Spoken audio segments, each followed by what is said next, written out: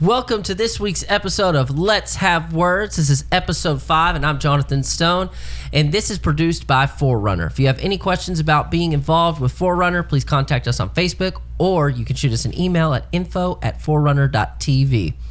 This week's episode is brought to you by Duke Cannon. Duke Cannon is a purveyor of superior quality grooming goods built for the hardworking man.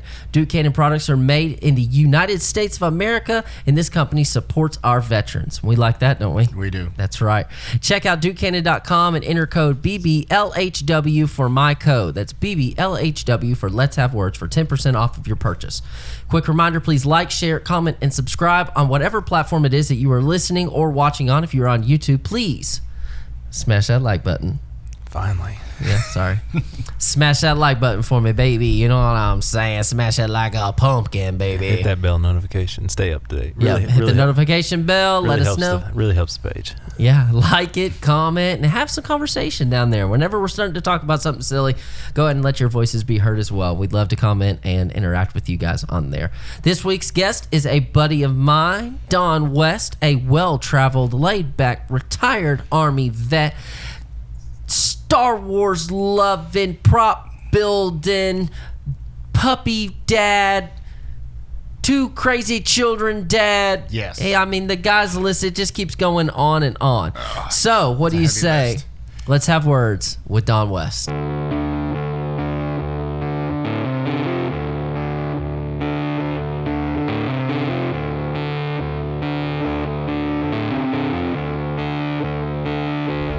Thanks for coming down. Hey, thank you for inviting me, bro. Are you excited? Yes. It's going to be different because I don't really have any, like for you and me, whenever we have conversations, it's usually just like whatever comes out, and that's always, you know what, I think we can even. Just a lot of editing right there. Yeah, there's We don't edit anything. nothing's edited. Oh, no, not here. I'm talking about our conversation. Oh, our conversation. Yeah, we probably can't talk exactly like we talk, you know. Don't want to get canceled. No, definitely not. It's 2021, and people are just like, if they got a button for it, they're going to Yeah. Yep. cancel.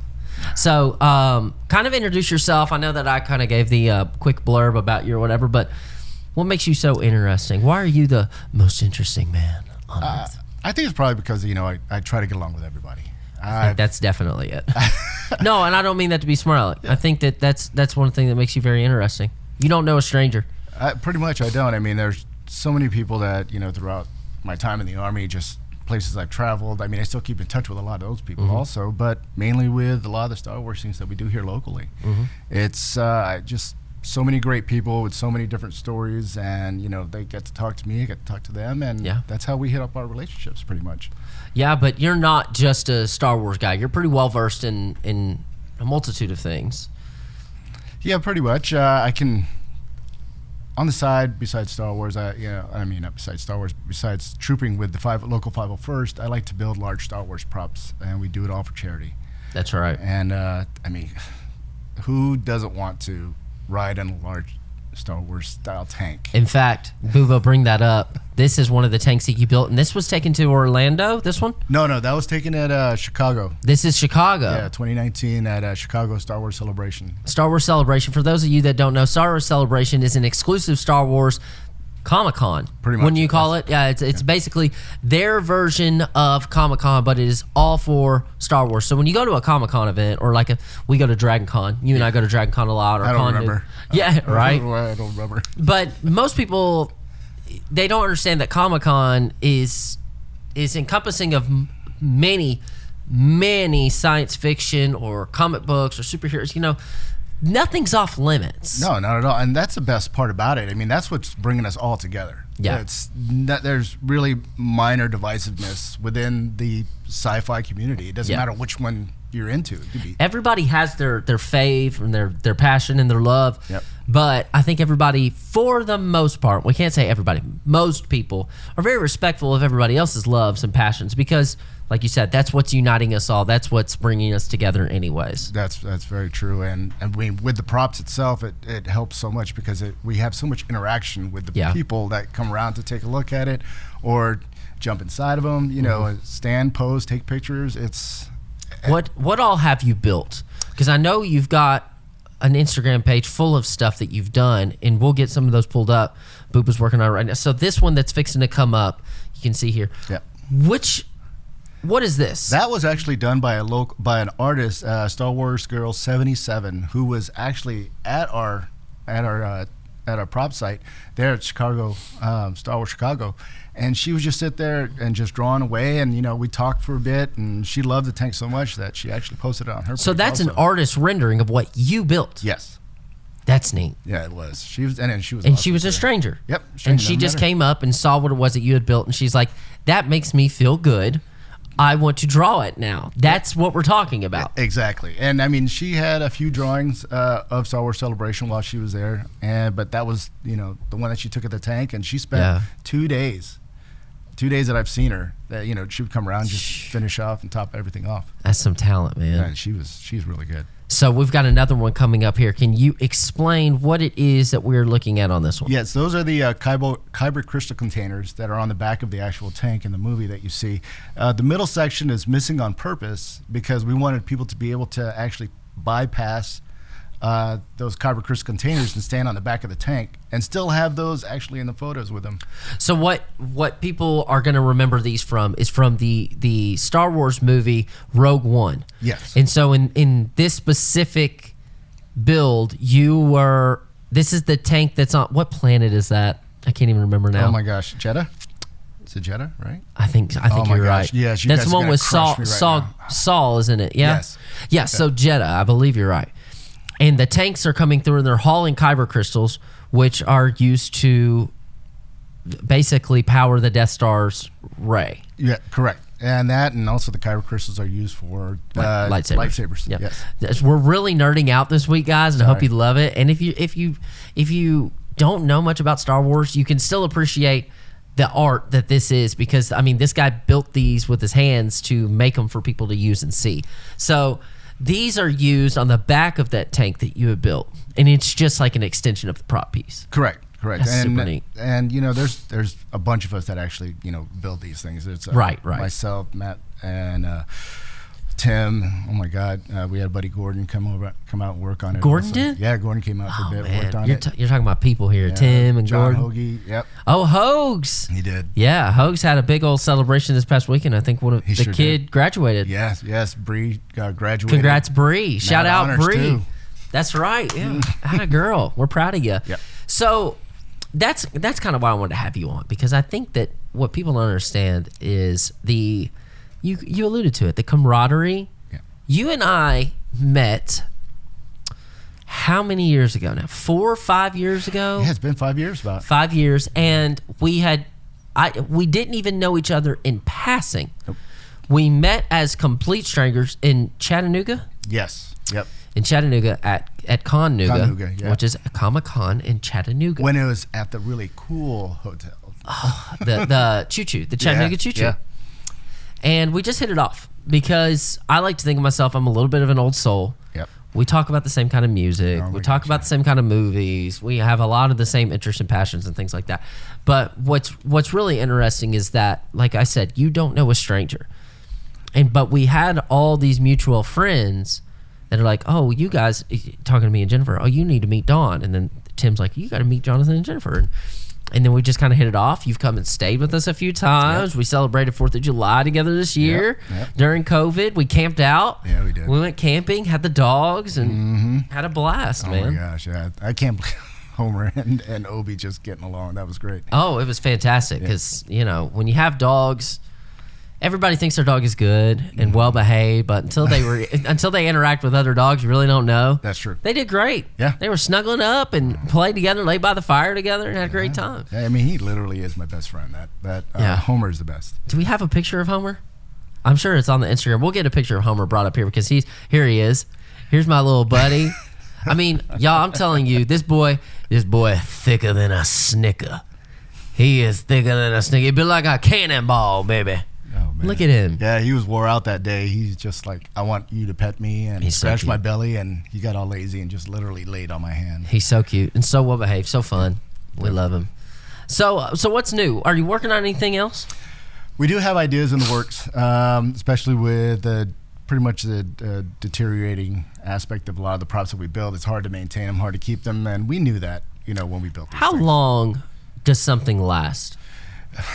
If we can constantly keep up with the pace of repairs and whatnot, it'll last for maybe a decade. Right now, the tank is going on 4 years. Mm-hmm. But that tank has seen and been through a lot. It has. It's traveled to Chicago. Yes. Has it been to Orlando? No, it has not. It has not been to Orlando. It's been Lexington. Lexington. Yep. Been out also we tried to get up to Cincy, but we couldn't make it there. We did get to Knoxville. I remember that one. Yeah. Almost went to that one. Did you go to Nashville once?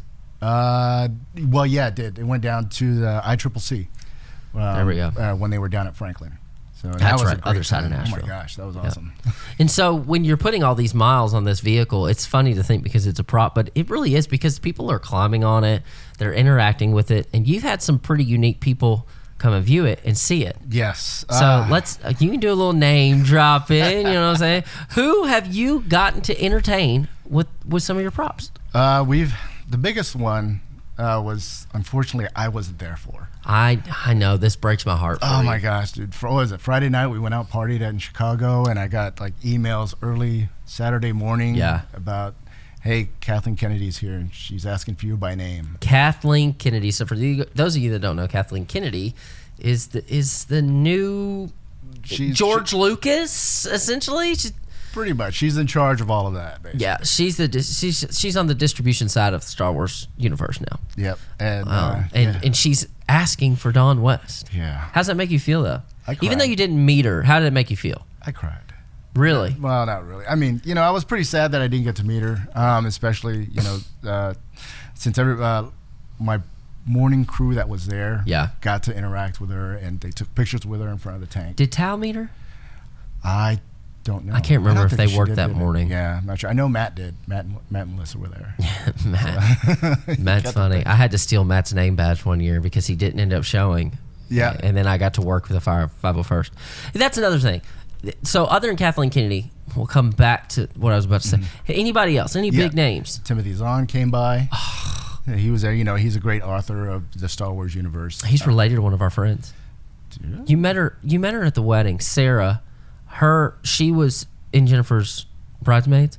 Her maiden name is Zahn. Really? No, I didn't know And that. down the road, they are related. They looked it up, and they have lineage. They have lineage. Isn't that neat? Nice. That is Small very, world. It is very small. And he's a great guy. I mean, he's easily, you can easily go up to him and talk to him. And he's an very amazing relatable. author. Yes, his works are awesome. If you have never read anything that he's done, you're completely missing out because all of it is now coming up live action. And if you're not a Star Wars fan, Timothy Zahn writes Star Wars in a way that is understandable for the average reader. Yeah, and he literally, if it wasn't for Timothy Zahn in the 90s, he literally saved Star Wars. You think so? In many of our opinions, yes, because he kept writing everything Star Wars. It kept the interest alive and going even before the prequels showed Before the prequels came out, Yep. there was a very long time where the only medium we really had were the video games. Yep. And those were not great because we're talking about video games from the Super Nintendo and all that. But the books and the comics kept coming. Yes. And that's how people were getting their Star Wars fix. And Timothy Zahn was a mastermind behind that. He was. And so- Are all the books canon? So now, no, they aren't, unfortunately. A lot of his older stuff became EU. But since a lot of his figures are now in many of the live action, to include like Thrawn. Mm-hmm. Shout out Thrawn. Yes. One of our favorite characters. So a lot of it is going to be. How do they determine what's canon and what's not? So when Disney took over, they took the original 6 films, the George Lucas films, episode 1 through episode 6, and they basically said anything else we're not touching, and it doesn't exist in our universe. So a lot of Star Wars fans kind of took offense to that. Yes. Especially the Old Republic people. Yeah, one of our buddies, you mentioned him earlier, Tim, Yep. huge Revan fan, and Revan is a fan favorite, and he's just kind of tossed to the wayside at that point. And so Timothy Zahn, what he did was he was writing about one of his most well-known characters to write about is Thrawn, who is a general in the Galactic Empire. And so Thrawn has been this Oh, Admiral Thrawn, yeah. General, Admiral, whatever. I'm gonna get shit on. I probably thought gonna you were a get her fan, on that man. one, too. Yeah, I thought you were a fan. That's crazy. Whatever. So no, Thrawn has been recurring, and We're then on first name basis. actually made his debut on the screen in the Disney Rebels show, which is like the cartoon, one of the cartoon shows. I've heard a lot of people say that's really good. Yes. Yeah. Yes. After real you good. get past episode 1. All right, here's my hot take. Okay, so Booba is coming in. He's been warning us that he's got a hot take for Star Wars fans.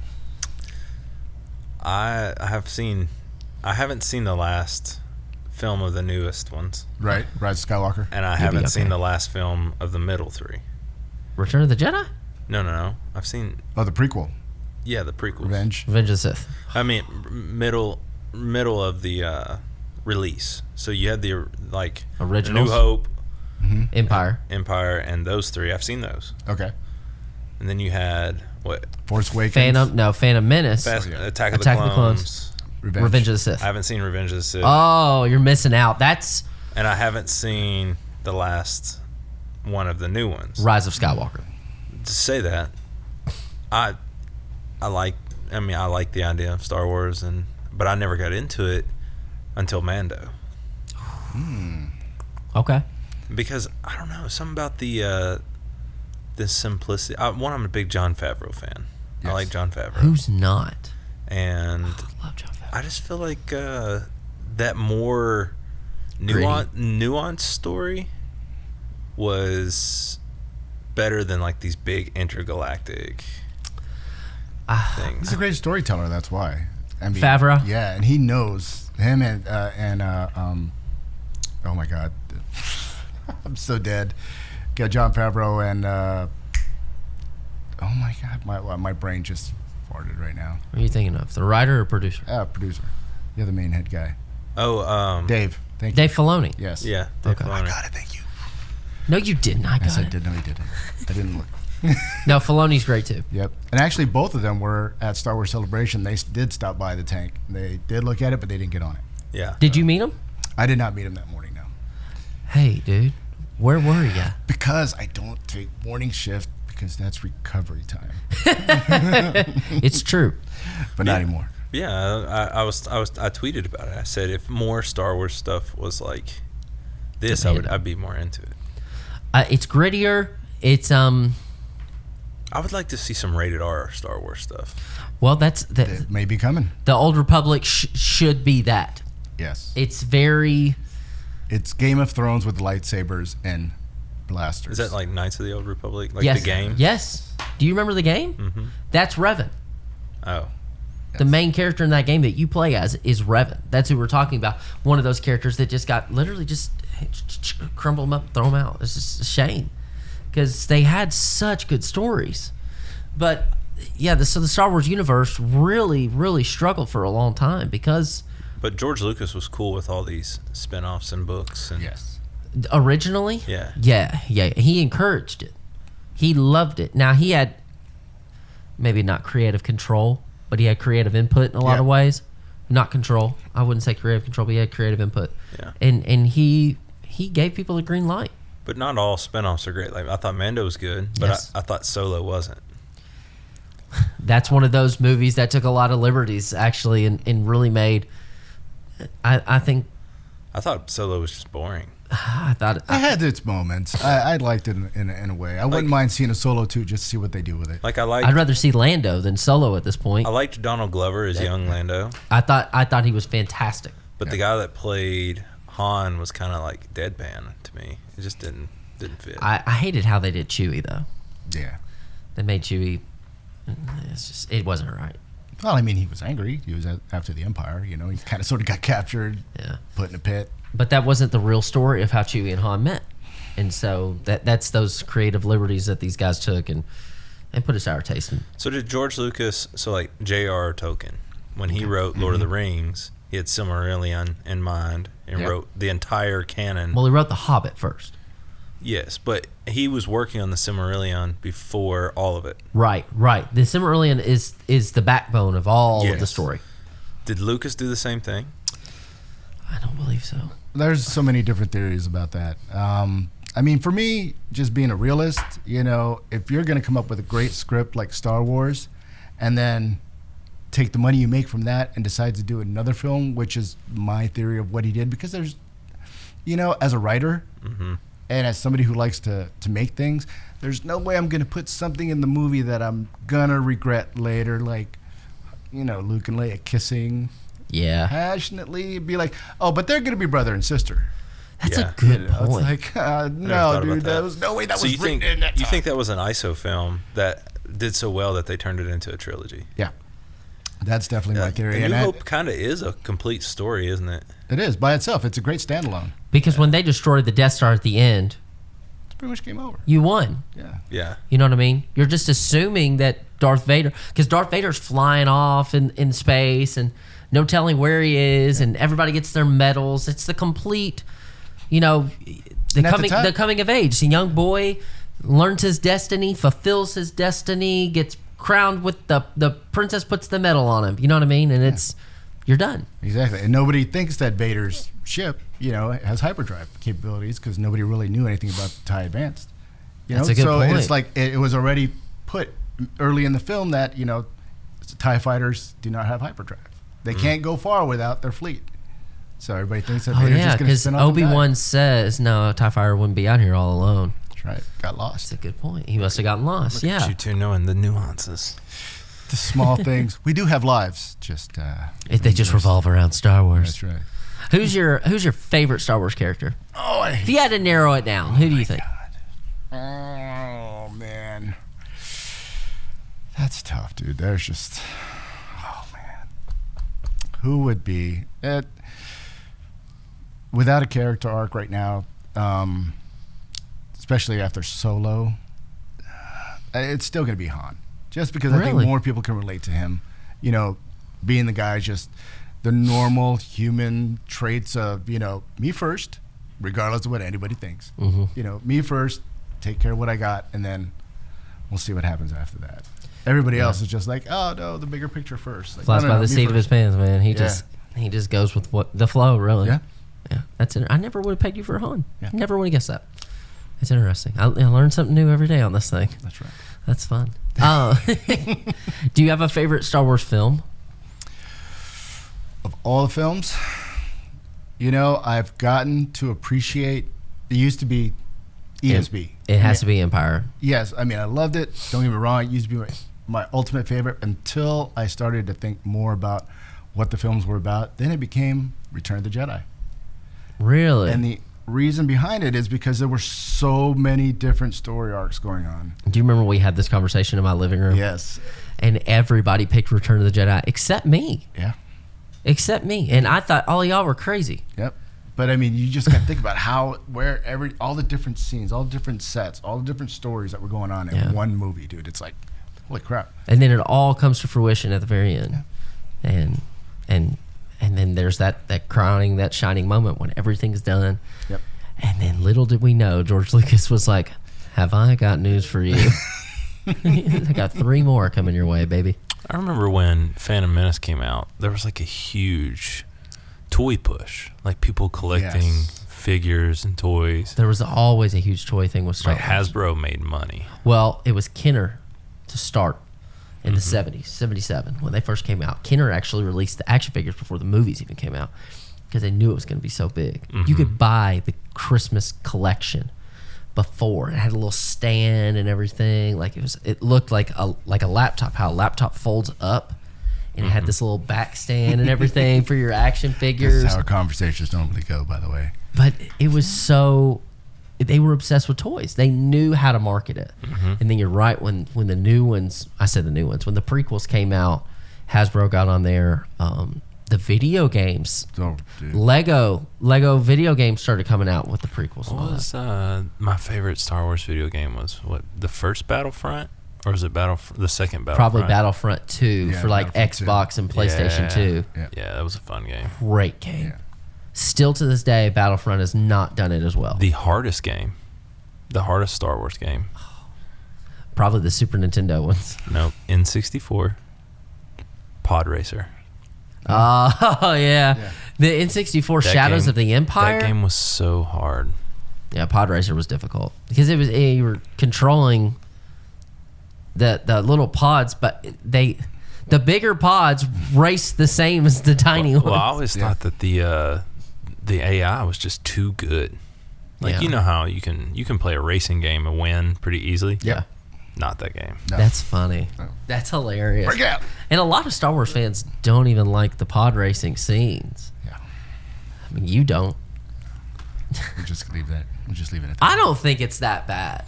In hindsight, yeah, it's a little long, but Although one of the things I did end up picking up was another little one of those rascal scooters that I want to turn into a pod racer. a rascal scooter. What's that? Yeah, it's ones that you get around in. You just kind of sit. Like if you hurt your leg? Yeah.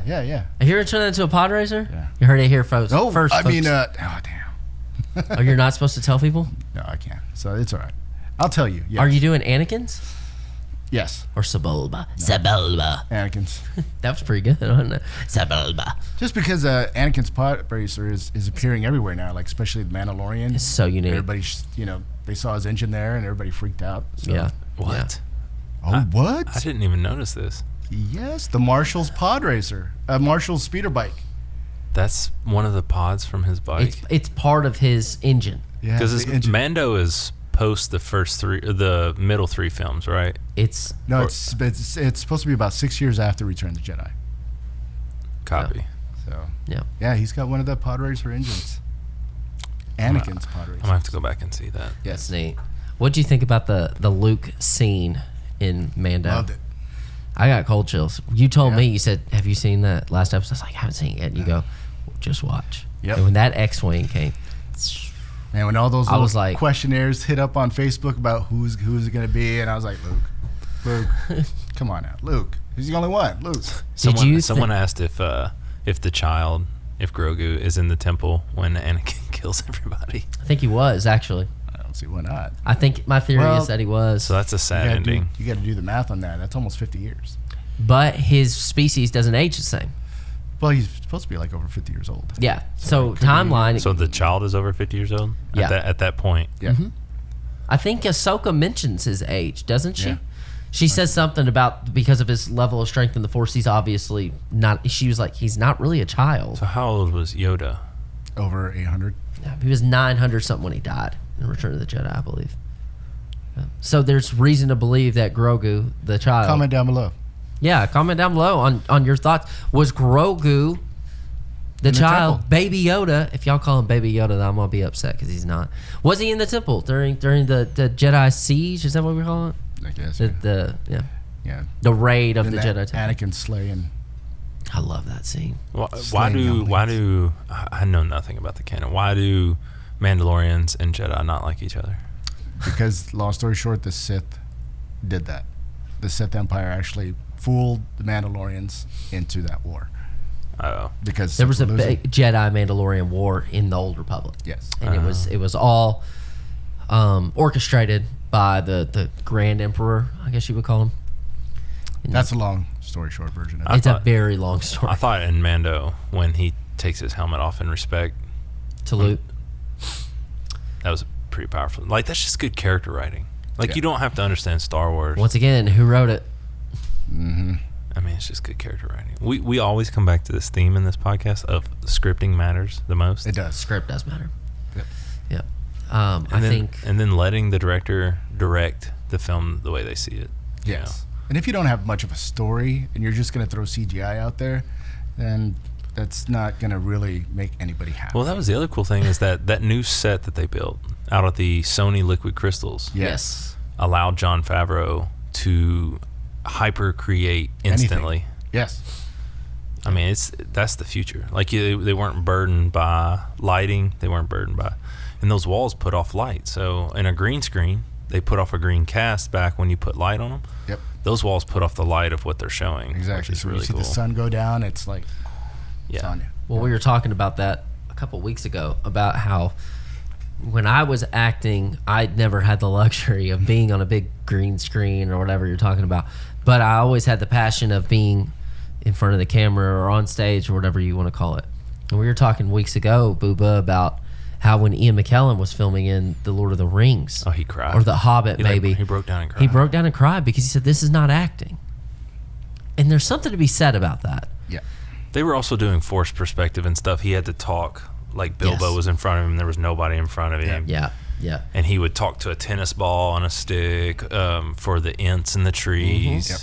But don't you think that that's kind of what makes Star Wars so unique? Because when 1977, A New Hope comes out, I said this a few weeks ago with Donovan on the podcast about Jurassic Park. They had no business making a movie like that in that time. And it still holds up. Yep.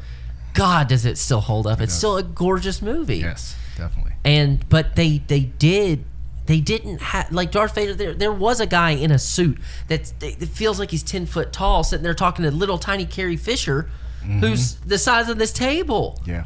And he is towering over her, and he is an impending force. You know, I mean, he looks terrifying. Yeah, exactly. And then most everything that they did in, the original Star Wars, that was, green screens. It was props. There was very little CGI, in my opinion, except for, the lasers and lightsabers and everything. That a lot of they had to miniatures. it. Yeah, exactly. Yeah, practical effects. That's what we did with our fan film. We try to stay true to the original way that they did Star Wars. We have very little digital in our fan You film. filmed in the woods. Yeah, that too. I mean, it is literally just in the woods. Our buddy Tim is face down in some dirt, man. Yeah, covered in a whole bunch of insecticide. For like I 10 feel so minutes. bad. He's just laying down there. Shout out Tim. This is his first film credit, and he's going, He's like, I was wondering why I was getting high. for 15 minutes. I swear. I'll have to send you some filmmakers that I follow. They just made their own Boba Fett teaser for a movie they want to make Oh, very cool. about his history. Send it our way. I'll have to send it to Yeah. you. Yeah, If you haven't seen our fan film, we got Boba Fett in there too. Oh yeah, Yes. It's I have great. not seen Put it. it in there. it's great. Is it full? And Is it full length or a short film? It's 50 minutes. Yeah. In between. In fact, there's a Yeah. part in our fan film, and we did this thing back in we wrote it late 2016, started shooting 2017, and the story that we put in there, some of it is now coming to fruition in actual Disney film. So there's a part in there in our fan film where Kanan talks to somebody about his life growing up and who his master was, blah, blah, blah, blah, and her fighting scene and how she died. All of a sudden, you got the Bad Batch, season 1. First episode. There it is, the fight, right then and there. Spoiler alert. Spoiler alert. Sorry about that. Too late. You said it too late. Damn it. Is the Bad Batch? Is that live action? No, it's cartoon still. It's the continuation of the Clone Wars, Yes. the animated series. Clone Which Wars. has a very Great high episode. rating on IMDb. Yeah, it Clone does Wars because it's does. fantastic. It's really good. It's fantastic. Explain because we've mentioned this quite a few times now. What the hell is the 501st? 501st is a worldwide charity Star Wars costuming group.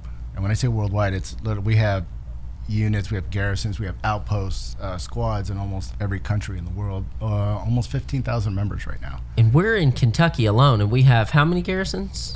We have one garrison in Kentucky, but we have 3 squads right now. 3 squads. 3 squads. There's Derby City squads. Derby City Squad, Blue Sun, and the Northern Squad. Okay. And so what does Northern Vanguard. What does the 501st do, and what makes them unique as opposed to other nonprofits? The biggest thing that makes us unique is our standardization of our costumes. Everything has to look screen accurate. I mean, there's been so many complaints about, we're very strict on, what it looks like, but at the same time, you got to remember right now we're representing Lucasfilm, we're representing Disney. Yeah. So we have to look like the characters in the movies in order to do our charity work and be established as 501st. And everything that we raise goes directly either to Make-A-Wish, which is the 501st main, where we donate mainly to, but we also donate to local charities. Right. And that's, we keep none of the money. None of the money actually even goes into the 501st. It goes directly to the charities from whoever wants to donate it. Mm-hmm. And if we're involved, all they got to say is the 501st was there. That's so neat. Yeah. That's so neat. So how did you get involved with it? Who was kind of is it sponsored? No, it's not sponsored at all. Yeah. It's I mean, we have our guidelines through Lucasfilm and Disney about the things we can and can't do. No. Sponsors in, like, does somebody have to sponsor you to come in? No, you can just do a formal request online, depending Okay. on what type of charity event that you want to hold, and it's a one-pager. You just fill it out. It goes directly to the heads up at Legion Command, and they determine whether or not if it's a yay or nay, and then you send it back down to us, and then we just go and we troop it. And so how did you get into it? Well, I've always wanted to be a stormtrooper as a kid, and It started all those years ago? it started back since I was 7. Yeah. Wow. I mean, who didn't That's want to be a neat. stormtrooper? That was awesome. I mean, the uniform itself is still iconic. It's still iconic. Yeah, everybody knows what it is. So after I retired from the military, I just basically followed my childhood dream and became a sand trooper. That's so neat. yeah. I wouldn't pick Sand Trooper, though. That's too hot. Oh no, it's great, dude. It's really great. Is Sand Trooper your favorite trooper, too? It is. Yep. Yeah. Why? Just because it looks like they work. They don't look like they're nice and clean PKs in the office. But when you say that it has to be screen accurate, I think Booba's pulling up an image right now. A Sand Trooper must have the wear and tear, and he's pulling up the picture, and you'll see it. Yep. Must have the wear and tear as if they've been in the desert. Pretty much, yeah. You they just cannot be a clean Sand Trooper. No, It doesn't work that way. not at all. You don't have to have all the pauldrons and everything or the backpacks anymore. It's just you've got to have the wear, the original look of it. Yeah. So yeah, it definitely. I mean, work first, and then Arrest some droids later. That's Second. right. If you can't find them. Yeah. These Still aren't looking. the droids you're looking for. Still looking. That's right. They're still looking for them droids. It's been a while. So when you got involved, how big was the 501st then? Because it is world renowned at this point. It's pretty much doubled in size since I joined. I mean, we were at close to 9,000 people. You hear that, guys? 100% of the 501st has doubled in size since Don West joined. Pretty much since 2014. I mean, we were at about 8,000 or 9,000 at that time. We're almost over 15,000. It's incredible, and the amount of people that come out that want to do it is the best part, because they all have their own take on what they believe Star Wars is. They have their own love of why they wanted to do it in the first place. Yeah. And to have that cohesion to come together and talk about it, and likes and dislikes, but it's still it's a unifying factor between everybody within the 501st. That's super neat. It's really weird. It's being retired military. A lot of the guys that I served with, regardless if we agree or disagree on a lot of things, and if I haven't seen him in forever, I could see a guy. It could be 20 years since the last time I'd seen somebody. Yeah. And then if I see him again tomorrow, it'd be like we never missed each other. Yeah. It's because it's that camaraderie, it's that bond. Booba, pull up that image that you got right now. And this is the 501st Legion. And is this just the universal That's the universal logo. for the 501st. emblem, logo, symbol, whatever you want to call it? Okay. And so with the 501st, you're doing all these charity events and stuff like that. Who was the big mind behind creating something so unique, so branded? 'Cause Alvin. Who? Alvin. He was the main creator back in late 90s. Okay. Him and a bunch of guys just got together. Not a bunch, just a few guys, and they actually crafted their own stormtrooper kits and just decided to go out and troop a couple of events. And if somebody wanted to get involved with the 501st, and they're sitting here listening to this, and they're like, man, I love Star Wars. How do I do this? What are the steps you need to take? Basically, you just go online, look up 501st.com, and that will give you all the information you need in order how to join, what the prerequisites are in order to get whatever kit you want to put together correctly. The best part, too, is that there's different detachments, different people within the area that you live in, which you can find on that website also, that will help you either get your uniform, get your kit together to spec. That way you can be approved as quickly as possible, so that way you can troop with your local units. We had a troop build, or a kit build, I guess, at my house. Yep. 2 summers ago. Yes. Before COVID. And man, what an event that was. Before Charlotte. Before Charlotte. Before COVID. BC. Before COVID, before Charlotte. And it was such a cool event because we got to see people that, we've seen for years at all these events or whatever, but they're coming over, and man, is it work. Yes. It's not for the faint of heart. It takes a lot of dedication to build a kit. And it does. It takes a lot of money. I mean, you can't lie to people and say anybody can do this. Right. It does take money. Yes. But the reason it takes money is because they are doing it in a screen accurate way to make it as realistic as possible, because it's important to the people that you're helping out. Yes. These kids that see it and they see these stormtroopers walk up with a legitimate Darth Vader, and I think aren't there even, like, if you're going to be Darth Vader, you have to be X amount of height? Not sure exactly. It's been a while since I even looked at that part. Because I know Gordon has a Vader. No, he doesn't. He wanted to, but he never got it. Okay, but somebody like me, I would not look like a good Darth Vader. Yeah, I'm a little guy. You'd have to stilt up a little bit. Yeah, I know where some as long as it looks screen platform accurate shoes. And it fits you to size, then you should be good. But that's why it's important, and that's why it costs money, because the people that you're doing this for, it's important to them. It's unique to them, and it's unique in the film industry. It's unique in the nonprofit industry in that it is so accurate that it's going to feel real. Yeah, I mean, it's to the point where, even on The Mandalorian, as we were talking about earlier, end of season 1, we had a whole bunch of 501st people with their own personal kits actually be a part of the show. Yeah, that big firefight scene, right? Yep. Those are 501st members. Yeah, Do you man. know any of them? I know a few of them, yes. That's so neat. Yeah. That's so neat. And they're not even getting acting credit. These guys are doing it. You're not going to find these guys on IMDb. They're doing it out of the goodness of their heart because they love Star Wars. They're passionate about something and they want to be involved. Exactly. And that's what's so unique about this organization, this brigade, whatever you want to call it. It's so cool. That's great for whoever's filming too, because now they have access to thousands of original pieces that are movie accurate. Exactly. That's what I was going to say, and it's movie accurate. And it's worldwide, so it's not just wherever they want to film. If they want to make it, legit screen accurate, they can reach out to the 501st. If depending on whether or not if it gets allowed by LFL. Yeah. Well, if you wanted to film something in Bowling Green, you've got how many people in Kentucky? In Kentucky, we have close to 100. So you'd have 100 actors lined up, ready to go. Oh yeah, for free. Not only that, but the cost of building 100 suits, you're not doing that now. No. Nope. Exactly. And I'm sure those people are signing a waiver that if their suit gets damaged, it's on them. Probably. You know what I mean? Disney's got enough money. What do you make a suit out of? ABS. It's amazing. ABS plastic for the most part. There's different types of plastic that you can use, but the main one is just ABS. Has screen and 3D printers and stuff helped? Yes. Oh yeah, people are making their own kits 3D printing, and they're being approved that way also. Yes. Is it more accurate? You So think? I feel like 3D printing, you could print like honeycomb stuff to make it lighter.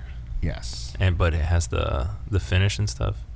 ABS is pretty light as it is, which is a good thing. I mean, you're looking at less than a millimeter. Oh, so it's thin. Yeah.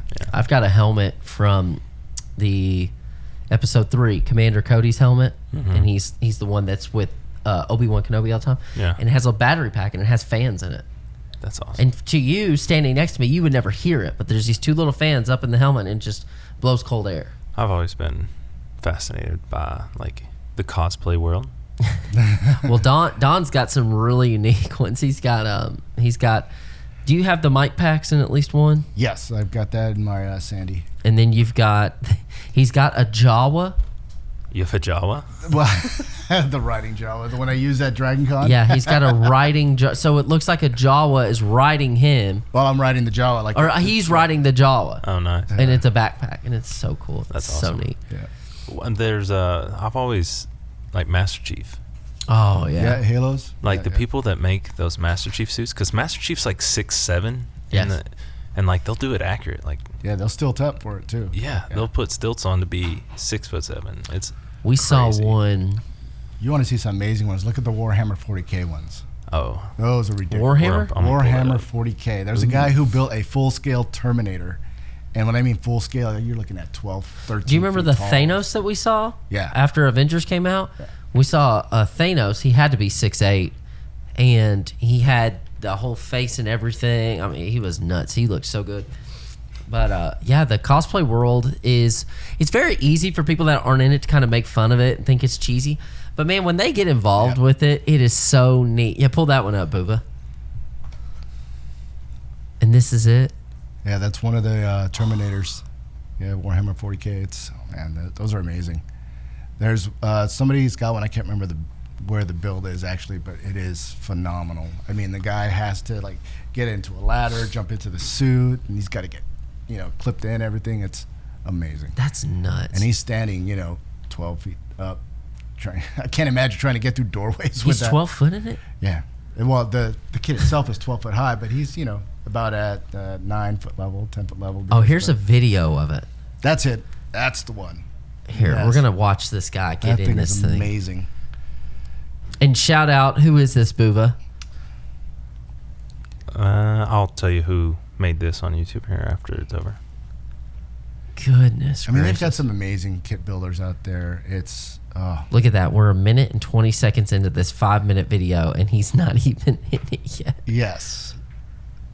It's crazy. Good and the Lord. detail he's put into it and everything is just amazing. I could have reverse seared a steak by the time he got in that thing. How tall, dude. And he's just moving around in it. You've seen people that are like recreating Tony Stark's like helmet that flips in and stuff. Yes. Like, I have one. It's crazy how many of these inventions are going to lead to innovation. So true. So true. Like, yeah, the work he did on that is just amazing. I'm surprised somebody hasn't remade the mech from like that Ripley uses to kill the alien. that like cat? like a working version. Yeah, The caterpillar. Yeah, very cool. That's amazing. This guy, and now he's walking around in it, and he's doing it without handlers. Yep. Yeah, that's easily 11 foot tall. Yeah. He's Probably taller. The best Terminator I've ever Think seen. about this. Think about this. He's taller than a basketball goal in the NBA. He's that tall. Yeah. That was B Cosplay Forge. There you go. Cosplay Forge? B Cosplay. Cosplay. B Cosplay Forge. Shout out B Cosplay Forge. We love your work. It's amazing. I can't imagine getting in something I know, like that. I know. And I mean, with the props that we were building. Yeah.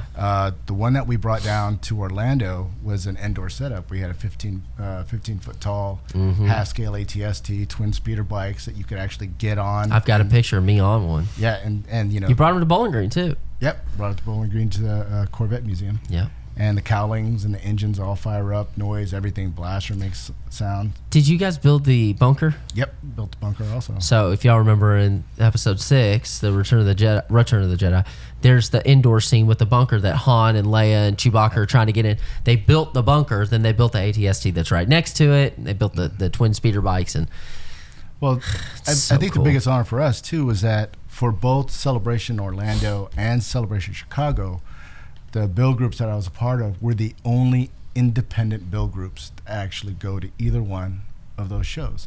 The rest of them were either sponsored by like the 501st, they had like their own little booths and their own setups, or they were sponsored and funded by Disney LFL, which are the Belgium-German groups up at X1 that would actually bring all the props, build props. so when you say it was an independent group, Yeah, so you built this not necessarily as part of the 501st. correct.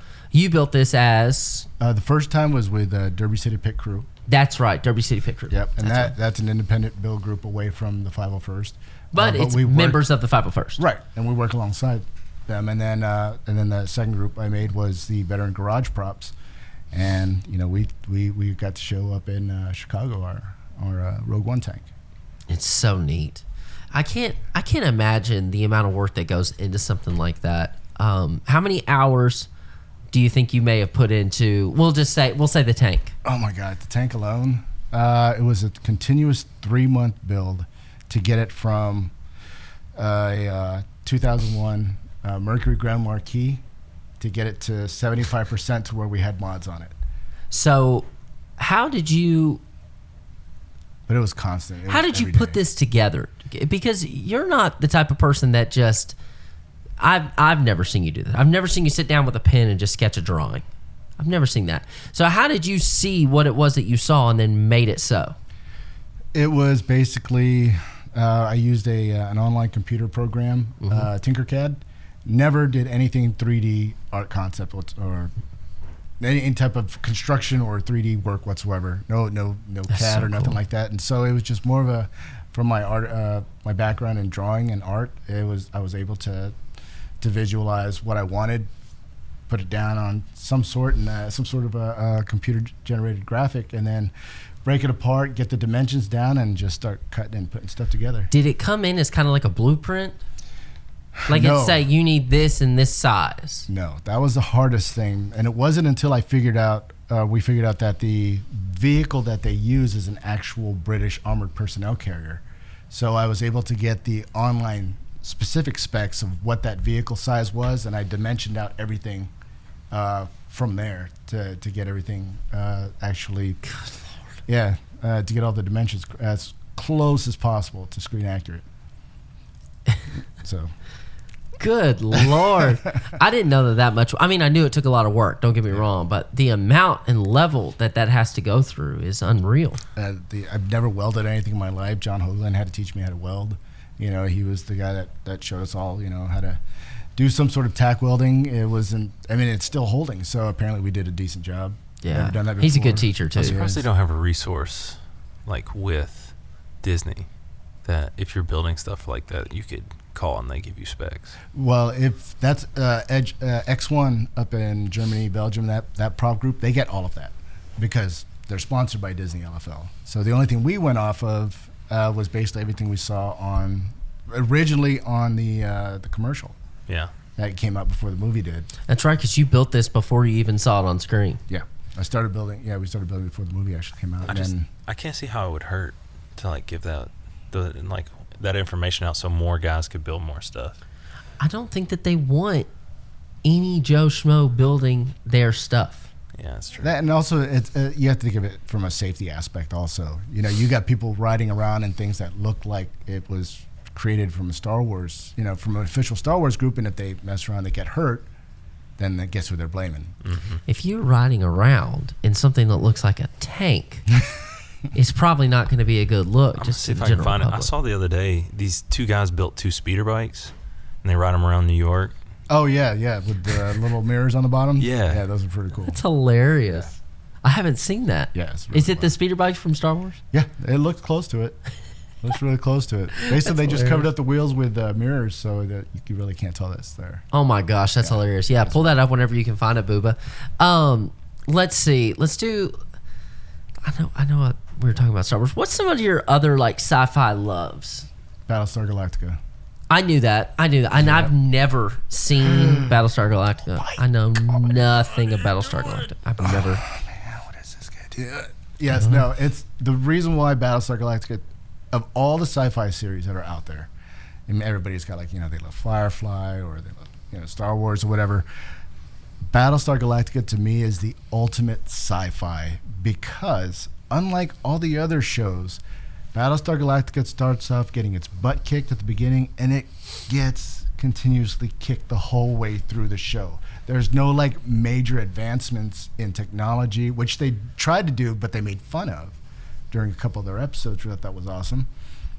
But there's no advancement in that civilization. They're just constantly losing to get to their goal.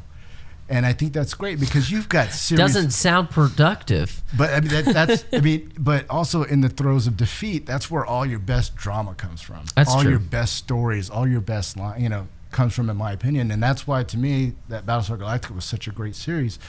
I mean, you got people that like Stargate SG-1, right? Yeah. You think about season 1, or you think about the movie, the big, you're going through the Stargate, meeting this civilization on another planet. And it was such a great movie, right? Yeah. And then what happens? 7 years later, all of a sudden, we own the universe, and we're kicking these guys' butts. Yeah. It's like, really? That is what's unique about a lot of that in Star Wars too, is that the good guys don't always win. Yeah. Empire Strikes Back, Han's frozen, Luke's missing a hand. Darth Vader just mopped him on Cloud City. Yeah. They didn't win. No, not at all. They didn't win. Booba, do you have that? Look at that. Look at this. Right? You kidding me? Look at that dude, the scout trooper behind him. Is that supposed to be Luke and Leia? Yeah, I think so, yeah. Or is there a little kid on there? Not sure, but you could barely see the... I can hardly even the see mirrors that. on it, right? No, I can't see. Is the lady? It looks like a girl. Is she holding somebody? I think that's 2 on that one speeder bike. Yeah, it's 2 people riding pillion. That's neat. And what are these? Just little little motorcycles, I guess. They just tricked out to extend the front and the back. Unreal, man. People are so freaking creative. No doubt. Yeah, no doubt. You're one of them. I'm not. I cannot do that. Lord. Oh, man. That's so cool. That's so cool. I'm jealous. Do you guys like satire sci-fi? Yes. Spaceballs. Yes. Mars Attacks. Yes. Did you see what was this? Galaxy Quest. Galaxy What was the Quest. McFarlane show? Oh, that's the. Oh my God! It's on Hulu. Yeah. Oh Jesus Christ! Are you I was kidding thinking me? Orion Onion for some reason. I don't know. No. What is That it? Orville. Yeah, The Orville. Yeah. I think my favorite is Starship Troopers. Star Trek Troopers was good. Yes. It's amazing. Did you like Spaceballs? I love Spaceballs. Do you really? Going straight to ludicrous speed. My schmaltz is bigger than yours. That's Lord so- Helmet. Oh man. Such a great movie. Swanson sneaks in here and he's just throwing in commentary in the background. Oh, I've been jammed. I mean, what was his name in Spaceballs? He was in Honey, I Shrunk the Kids series and all that. He was in everything. That's Lord Helmet. I know, but what's his name? Jim Moran? No. He's like the quintessential 90s dad actor. He is. Oh my gosh. Moran, wasn't it? Rick Rick Moranis. That's it, yeah. Yeah, and he's in what's the Little Shop? Lift Shop of up your Horrors. head, wash off your mascara. Dude, You take my Kleenex. Rick Moranis. Rick Moranis was dope, man. Boss. I loved him in Honey, I Shrunk Ourselves. Oh, yeah. Do you remember that? Yeah, when That's he's third in the radio and he's like, I know your mother. one. Yeah. Yeah, dude. That movie's funny, dude. Like, I think after shrinking and blowing up your baby and all that, like, you get rid of the shrink ray, right? You think? Well, not in the 90s. No, not Because they at all. needed to make 3 of them. Because he shrunk that tiki god at the Yeah. beginning. I remember the Tiki guy. That was hilarious. Yeah. Oh, those are, and he was also the other brother in Little Giants. He was the coach in Little Giants. Yeah, he was the coach. And then his brother was like he looked like what's his name? The Chicago Bears. Mike Dick, like he was really Mike Dickey. I thought the brother looked more like Bill Parcells. Like, Yeah. Oh, man, I got to reach back. Oh, my God. Little Giants was funny. It was. They were all those movies. Rick Moranis. Don't worry. All the remakes will be coming out here real soon. What is your take on that? And you too, because why are we getting remakes? because Let's get some creativity going. because it's proven. But all right, I'm sorry, and I'm gonna piss a lot of people off here, and I don't care anymore. Have Just you ever? because Have you- you ever? Yeah, I did used to care. Just because you put all women in the cast of the new Ghostbusters does not make it good, and it wasn't good. The writing sucked in it. It was wasn't horrible. good. It could have been. No, it couldn't have been. I think it could have been if the writing was better. It couldn't have been because Writing was terrible, bro. that doesn't. You're not hearing what I'm saying. It wasn't even original. Just give me original, because the people were in love with the Ghostbusters Oh yeah. then. That doesn't mean the Ghostbusters are good now. I am excited. It got pushed back, but this new Ghostbusters Yes. film with Paul Rudd, That's I'm good. excited about it because they are going original. And it's Yep. a continuation of the original story. Yes. Yes.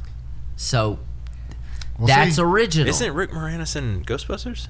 Yes. Yes. Yeah. And he's in this He new was one. the gatekeeper, or was he the keymaster? Keymaster. He was Keymaster. Keymaster. And he's in the new one, I believe. I think he is. He is going to be a recurring character. Yeah. I mean, I get what you're saying. That's my point with film is I'm sitting here playing with you guys. Don't just inherently think of movies going to be good because it's a remake. Well, I know 'Cause they're- it's not. They're well, and also like the whole powerful female thing. I know tons of movies with great powerful female leads. I Absolutely. mean, think of Ripley. Think Yeah. of any Mila Jovovich film. Kill Resident Bill. Evil. Yeah, like any of those films. And that good writing and a strong female lead.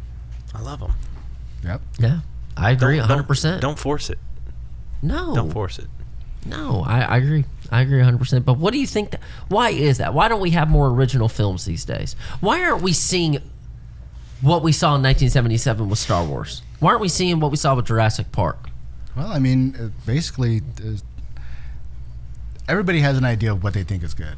Right. And a lot of it due to YouTube now, and due to all the other smaller publications, you can actually just make your own story. People are either writing it point. or they're producing it, And I guess, and it's kind of hard to say, it's kind of weird to say just because there are so many bad movies coming out. It's So like, many. how do you not find a good one, you know? Look online, you know? 90% of that problem is studios. It is. Well, The studios. I was very They don't want- passionate. and they're just looking for CGI now. They don't want to take they don't want to take a chance on original material. Nope. Like you just plug in and go. Something that but they knew and loved. A lot of the fault too is on fans. It You got to is. put some. I'll give you that. People are not showing up to original material films. I was so ecstatic, and you know how happy I was for Godzilla King Kong. Yes. I mean, it fell flat. To me, it fell flat on its face. It didn't deliver. The Godzilla King of the Monsters? Yeah. Wow. That was a damn good movie. Monsters throughout the whole movie. Who doesn't? When I want monsters, guess what I want to see? Monsters. Imagine if we were watching Star Wars and there wasn't a war. Yeah. Star? Oh, we're watching a documentary on space. Okay. Neil deGrasse Tyson comes in. Yeah, Neil deGrasse. He just interrupted me the whole time. Well, we were just talking about sci-fi in general. I love sci-fi, and Yeah. I'm really excited for Denis Villeneuve's Dune coming out. Yes. Which That, I think, is a remake. I hope that It remake's is. gonna be It is a But the remake. original movie was The pits. original movie is awful. It's terrible. And have you seen this? What? Yes. No, shut Oh up, man. my God, I got get 10 outta here. minutes The into book- that movie the and I just book- wanted to die. It's like I feel like Frank See, Herbert was just like, I can't do this. Did you see the cast for the new Dune movie? Yeah, it's got Timothy Chalamet, Josh Brolin. It's basically Avengers. Zendaya, Batista. Batista's in it. Yeah. It's gonna be so that good. scene in the trailer when he's got his hand in the box and he's like, "What's in the box?" and she's like, "Pain." She's like, "If you move your hand, you die." It's gonna be so good. I think it's gonna be good. I thought that when I read that book, You finished it?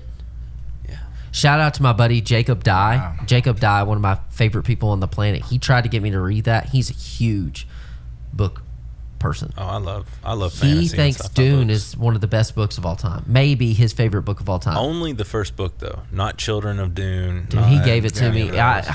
I couldn't read it. I'm not smart enough for that kind of stuff. I don't know, man. No, I'm not. Last year during pandemic, I read and listened to 3 1,300-page books, all by an author named Brandon Sanderson. He writes fantasy fiction. Okay. Good. Nice. It was really good. Did you see the new Redwall? Do you remember those books when we were growing up? No. It's like little mice or whatever, but it's like they have swords and stuff like they're in medieval times. And that's going to be a new TV show, Netflix series. Oh, is It's it? called Redwall. Huh? It's supposed to be Check pretty it out. good. My cousin read all those books and was obsessed with it. And Yeah, it's he's just like, it's going to be good. It's just content nowadays. It's like, it's hard to really come up with a really good story that everybody wants to follow. I mean, then again, that's just kind of sort of society today. Everybody's so divided about everything. It's like we don't know what is or isn't good anymore, and it's all Yeah. split down the middle for some stupid reason. It's like, just go enjoy it. What can we as consumers, as film fans, what can we do to support directors, writers, actors into more original content? Yeah, there are so many great stories out there, and they need to actually go low. Start down near the bottom. Find stories that you may either see briefly on a YouTube video or a short story that somebody has written, because the best thing about short stories is that it's short, but two, I mean, there's a lot to do, a lot going on in such a short time, and it takes a lot of imagination in order to do that. It sure does. And if you can expand on that just a little bit, open it up to about 150, 200 pages, because you're looking at maybe a page a minute Yep. on screen for a normal script, you got yourself a movie. Yourself a feature film. Yeah. That's a good point. So I guess let me just piggyback off of that. You're saying start low as in trust that people have good content Yes. and run with it. Exactly. I would say one more thing, and y'all can say whatever you want. I mean, you probably won't agree with me necessarily, but I think we got to get away from always thinking that we need an A-list actor. Yes.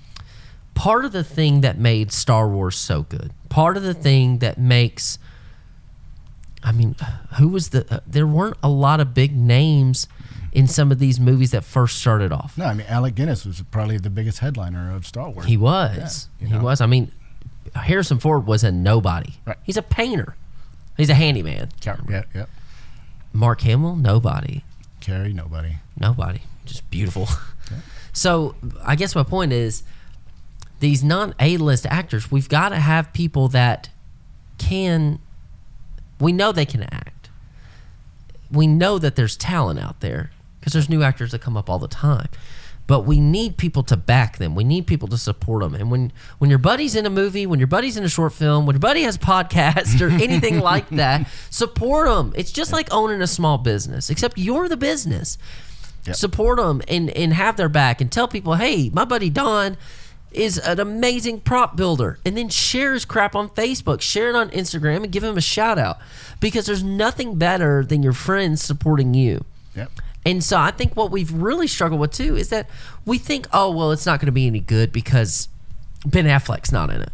Oh, it's not going to be any good. Robert Downey Jr. is not associated. And that's also part of the problem too. A lot of people are so split on these actors, directors, or whatever. They're just going to straight, throw hate out there just because of who it is. Yeah, if you don't like Robert Downey Jr. because he was a drug addict, then you're going to miss out on an amazing career that this guy had. Yep. And it's part of his story. Yep. If you just don't like, what's another? If you don't like Mark Hamill, you're never going to like Star Wars. Yep. Or Joker. But disassociate the person from the actor. I used an example a few weeks ago. There's a lot of things. I love Michael Jackson. A lot of things I don't agree about his personal life. Right. But his talent, his music, his ability to entertain is bar none. Yeah. And I love that about him. Yeah. He was always a performer. Absolutely. Some directors, though, aren't the best at telling stories. That's just a fact. But that's with any Snyder. job, man. Zack Snyder is a visual guy, but his stories are not that great. Yeah, Zack Snyder is great when you want to blow shit up. Yeah. Same with Michael Bay. Michael Bay. I love watching a Michael Bay film because I know what I'm getting. Did he do the first Transformers? He did. Yeah. He's done all of them. The first Transformers was amazing. Well, the CGI in it just blew everybody away. I remember when chopper came down and transformed. What's his name? I was like, when whoa. Optimus Prime, the very first time he transforms, and you see the little gears, like where his eyes are, and you see the little nuts and bolts just turning, and then he becomes Optimus Prime. And I'm telling you, I was 15 when that came out. I'm sitting next to my dad, and I'm just like, that's the film that made Shia LaBeouf go crazy. That's right. Disney Channel made Shia LaBeouf go crazy. Yeah. But I don't know, man. I think you're right, but isn't that with every profession? There's people that just aren't as good at it. And if Zach's good. Zach can create an image that you want to blow up and put on your wall. Yeah. Yeah. But because that there used to be this YouTube channel called Every Frame of Painting, and he would break down scenes in filmmaking, and he talked about Zack Snyder, and he said someone like Christopher Nolan writes an entire thesis. He writes an entire idea. Yeah. Directors like Zack Snyder write moments, little moments. Camera pans up. It's huge. We hear the explosions. The scene's going crazy. And like Joss Whedon kind of does that too. Some other guys, they write these like moments instead of stories. Yeah. I liked his Justice League though. Zach's? Yeah. The Snyder Cut? Yeah. I watched about 20 minutes of it and then realized I hadn't seen any of the other DC films and I had no idea what was going on, so I stopped watching it. Yeah. It's a shame that DC has fallen so far behind Marvel, because I love Superman. Not a big Batman fan. He's just a rich ninja. That's fine. Sue me. I don't care. Wonder Woman's great. The storytelling in The Dark Knight, though. Yeah. But those aren't the same Batman. I know, but that The Dark Knight is still... But because it's brutal. It's so brutal. But you're proving your point. Those aren't even part of the same universe, really, because they got rid of that Batman to create the new DC Batmans. Yeah, I'm just saying, Batman. It's the same way in comics. Comics have different universes and iterations of the same characters. Multiverses and all that. The Spider-Man multiverse. That's what's coming. I can't wait. We watched the trailer for... Is that the one that's going to have all three of them? Yeah. It's going to have Andrew Garfield and all of them in it? Tobey Maguire. All right. My fave. Which one? I love Tobey Maguire. If Tobey Maguire, Tom Holland or Andrew Garfield? yeah. And maybe Milo, Who? the other one. Well, I think The Into the animated. Spider-Verse should have won Best Film of the Year. Oh, it because was amazing. It was an amazing film. The soundtrack too. Yes. No, but my favorite Spider-Man, I'm gonna get a lot of heat for this. I love Tobey Maguire. Like when he gets Not the emo one. He's walking down the street and he's like, I thought Andrew Garfield took a lot of hate, but I thought it was okay. It was good. I liked him. I thought the Yeah. villains were the pits in those movies. I thought them going with not Mary Jane but the other love interest Gwen Stacy. was Smart. I liked that. Yeah. I'm Well, a big Emma Stone fan too though. Emma Stone's good. Emma Stone's really good. I think the difference with Andrew Garfield's is that you can't compare the comedic Jamie Foxx as, who was he, Electro, to the Green Goblin Willem Dafoe. with William Dafoe. No, not at all. You can't. The villains in the Andrew Garfield ones were just awful. Terrible. And then you have William Dafoe. You have Alfred Molina as Doc Ock. And then you have, you He'll know, be coming back. who's coming back, and possibly William Dafoe. Yeah, I will say you're right. The villains in the two new ones with Tom Holland. I mean, the first one you've got Vulture. Vulture, but Second one, Mysterio. yeah, but Vulture, the actor, Michael Keaton. Michael Keaton, absolutely amazing actor. Yeah. And then Jake Gyllenhaal killed it too. He did. I told y'all this morning. His little like mental breakdown there at the end, like unbelievable. I told y'all Yeah. this morning we watched the trailer for the new Venom with Carnage. Yes. I had been advocating for Woody Harrelson as Carnage for over a decade. Nice. You can probably check my Twitter. 15 years ago, I said Jake Gyllenhaal needs to play Mysterio. I'm telling you. You need to take a screenshot and post it. I need to find. I don't even know if I could find it. It's thousands of tweets ago. You can Oh. you can search your tweets by keywords. Oh, I might be able to look it up. If Though. you said Jake Gyllenhaal, just look up Jake Gyllenhaal on your tweet. Hey, I might. Unless do you had that. a lot of Jake Gyllenhaal. I'm gonna look I you can up. honestly That'd be say. strange. I'm gonna fact check you right now. I can honestly say I don't think that I have a lot of Jake Gyllenhaal tweets. Check his pictures. You want to get even? You want to get even funnier and get Swanson laughing? You mentioned Michael Keaton. Have you watched the movie Founder? Oh, the McDonald's Ray one. Kroc? Yes. McDonald's. There it is again. Yep. How was that? That was good. So good. That was good. Yeah. Are you really checking my Twitter? Oh yeah. I may have had two. I had to delete one of my Twitters. Why have you tweeted? Like you've tweeted 9,200 times. What do you have to say? Oh my god. A lot of shit. That's why I have a podcast. You tweeted 9,452 times. What do you have to say? What do you think I'm doing here, dude? That's true. Talking about crap like this. Oh my god. Been going on for a minute. Yeah. Yeah. I've been tweeting for a while, man. And that's not even a lot. There's some people like 50,000 tweets. That's nuts. Imagine Donald Trump's Twitter. Yeah. 40 million tweets. Double that in followers. So. Well, he's not on Twitter anymore. Yeah. Are you finding anything, Boober, or was I lying? May have had a conversation with Just looking through it. Right one of now. our buddies, Cameron, Could have been it. about it. I can't remember. I'm pretty sure I tweeted about it too, though. So what's up, man? You coming up? Cabin Con?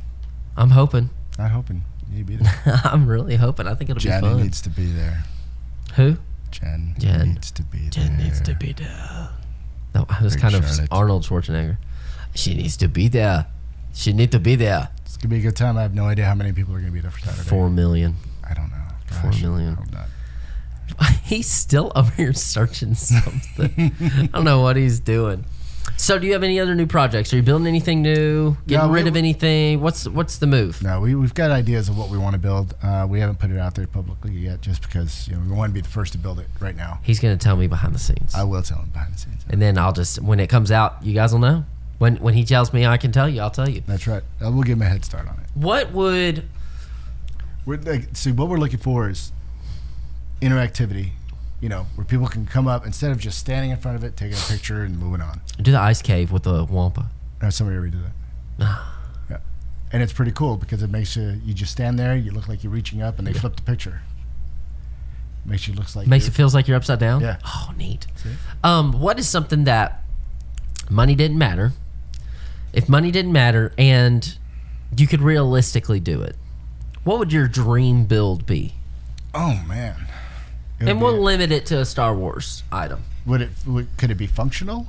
Actually work? No, like you're not building an X-Wing and driving it in the sky. All right. But if you could build anything and have it tour, like you could get in a TIE fighter and look at all the buttons, but I feel like that's been done. Yeah, it's been done. So what would be your dream that money's not an issue, but you can build it? You can be the first one to build it. Oh man, dude. With all the stuff that is out right now that people are building, it's hard to actually to make that one perfect little choice. But I think the fun one that I would love to build, just because I can get a bunch of people on it, would be the Mandalorian. Oh no, I was gonna say that. Yeah, no, the Mandalorian. The scene where they're hauling the crystals or hauling the fuel back to the base. That vehicle with the multiple wheels and segments and That's everything. the one with who's the actor? Bill Burr. Bill Burr. Yes. He was so good. Yes. Shout out Bill Burr. You were so good in The Mandalorian. Awesome. And I would love to have that just because I could like throw X amount in there and be like, let's go for a ride. That'd be cool. Yeah. Has this one ever been done? I would love to do this. Jabba's barge. Yes. Damn it. That one would be fun. At least sections of it have been done. I'm talking like a full party Full bus. scale, Yeah, with a robot, with a R2D2 serving me drinks. Oh my gosh! Beep, boop, You missed out on the Dragon Con where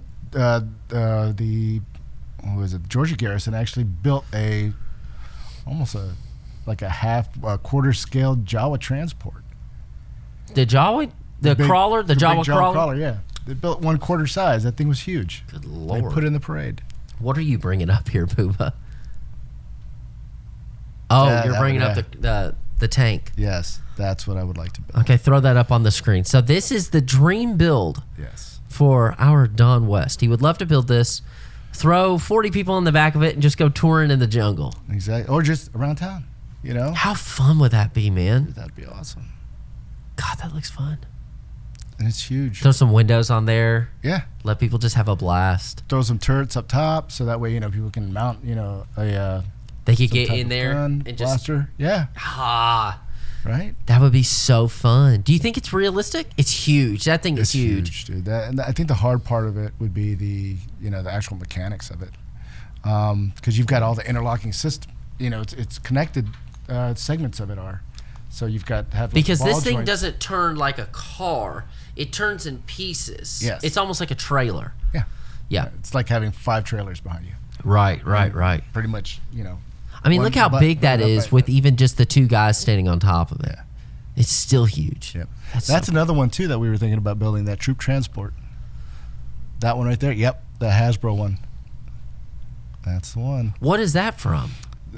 Originally, it was just a toy, and then... it was a Hasbro toy? Yeah, and then Filoni, and then put it on The Mandalorian. The scene where all the stormtroopers come in near the end. That's in that? Yeah, that's that. Huh. Yep. That's neat. There they are. Yippers. That's so cool. That was something we were also thinking about building. So that would be your dream build, huh? Yes. I think that would be fun. I think it's not out of the realm of possibility. No, I'm quite sure somebody else is already thinking about it. I feel like there's 2 videos that you guys would love. There's a series that they do scale model sizes of sci-fi things. Have you heard of this? And so it's a YouTube channel. And so one of them is space vehicles. Right. And how, like, they start with the smallest one and then they move all the way up. And the other one is structures.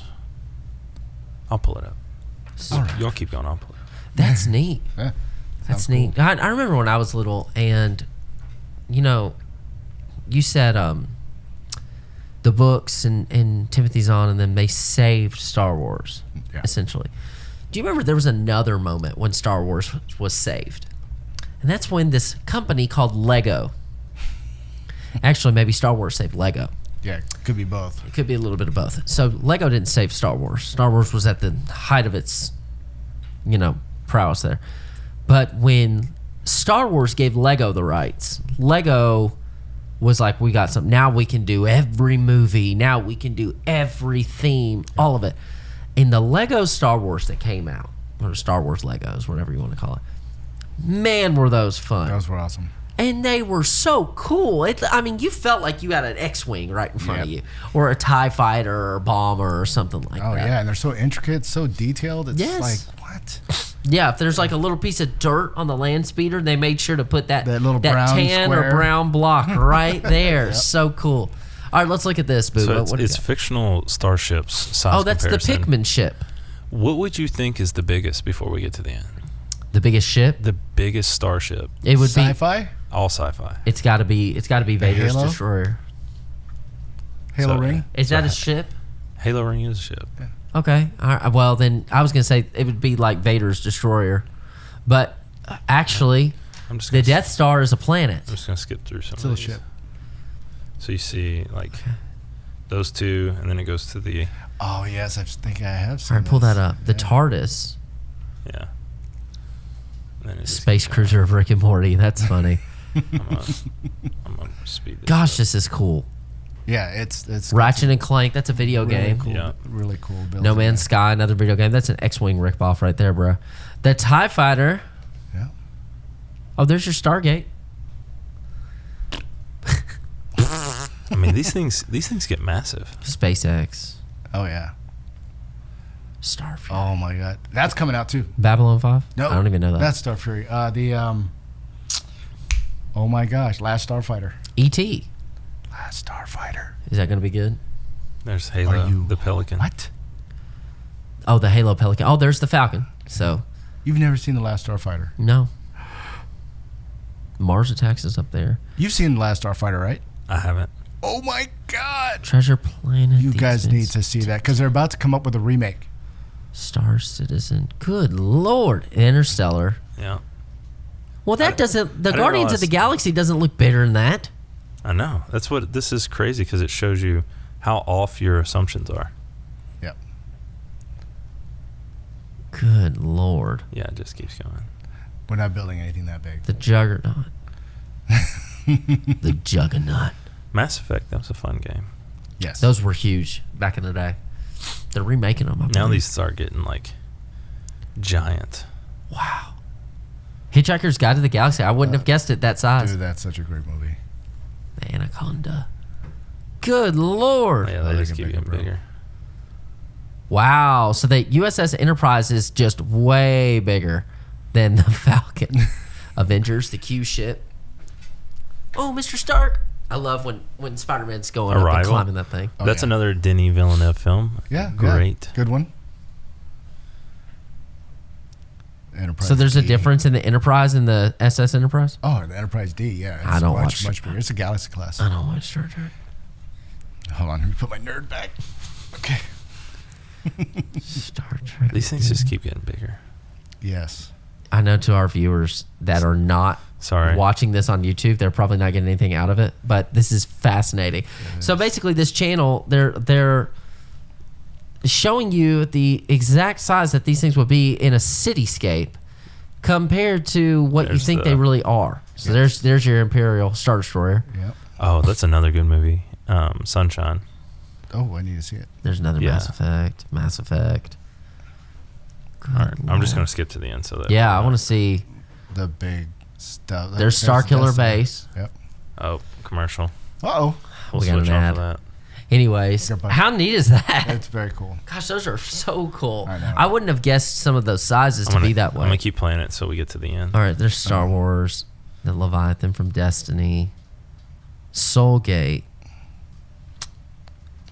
My God. Alahina, the Almighty from Destiny. Good Lord. Destiny. Destiny, yeah, they've got a lot of That's a good video game, right? Yes. Yeah. Then also, I don't know if they've got any of the ships for. There's the Halo ring. There it is. Yeah. Oh, Wandering Earth. Yeah, I seen that too. Another Halo. Halo. This is so cool. And then the sun. And Is that the then- last? This is the last one. Ring World? And the Dyson Dyson Sphere. The Dyson Sphere. Ah, That is super neat. yeah. They do one with structures too. So like, they have like the Tower Dune from Lord of the Rings, all that. Oh, very cool. It's so neat because I guess, like you said, Minas Tirith is in there too. it puts it into perspective because you think these things are humongous, but the Millennium Falcon It's tiny. It's a small. really not freighter that ship. big. Yeah. Yeah, you put more kids on a school bus than you can in that thing. It looks like. My God, and still they don't have seatbelts. What's that about? I don't know. Well, back in the 77, seatbelts really weren't required. Just hanging out in the back of the, Or handrails. station wagon. Or handrails. Handrails, yeah. That's right. That Family Guy episode. I just want one handrail. That's all I want. You made fun of me for bringing up Family Guy I know, earlier. but that one was pretty funny. Well, what do you think? Did you have fun doing this? I did, man. I appreciate it. Thanks for inviting me. Tell everybody kind of, where they can find you. How can they support the 501st if it's something they feel like doing? And then you already talked about how they can get involved, but go ahead and drop that link one more time. Yep. If you want to get involved with the 501st or you want to donate directly to them, you can go directly to their page, 501st.com. Just follow the links, hit the tabs, scroll down to whatever interests you, from costuming to donations and to appearances also. And So appearances are if you have an event that you would like the 501st to be a part of. correct. And Yep. then you can definitely write out what's going to be like a little bit of a blurb, a paragraph of what it is that you have going on. They'll reach back out to you if it's something that they can do. Yep, and most of the time too, the local units will contact you, and try to get more information about, what your charity is Yep. and things like that, just to make sure that we can be involved with it. Yep, absolutely. And then how can they find you? You can find me on Instagram at veteran_garage _props. Veteran_garage_props, and that is a link to Don's personal Instagram page, and you can see all of his fun stuff that he's working on and building. And you can catch up with Homer. Yes, and Homer has his own. Homer has his own page. Yeah. He's probably got more followers than all of us. He probably does. He's a jerk. He is. Awesome, dude. I'm glad you did this. Thanks, brother. And come back. Definitely, man. Talk to us some more. We're going to start doing some more roundtable things with multiple people. And Cool. I'd love for you to be a part of it. We're building a new set that I'd like you to see and check out. And that's going to be a huge surprise whenever we get that going. Anything you want to add? You just gave up the surprise. It's not a surprise. I mean, it's not a surprise. What's going to be the surprise is the completed project. Shut up. You just gave it up. I did not. Anyways, guys, this is Don West. Episode 5 is in the books. We appreciate you so much. Thank you guys for checking it out. Be sure, like, comment, subscribe. Smash that like button. Smash it. Smash it. Smash What does he say in Sling Blade? Sling Blade? Sling blade. Oh my God. Smash. Tell him to smash that button and Sling. Thank you guys so much. Don West. I love you, brother. Be good.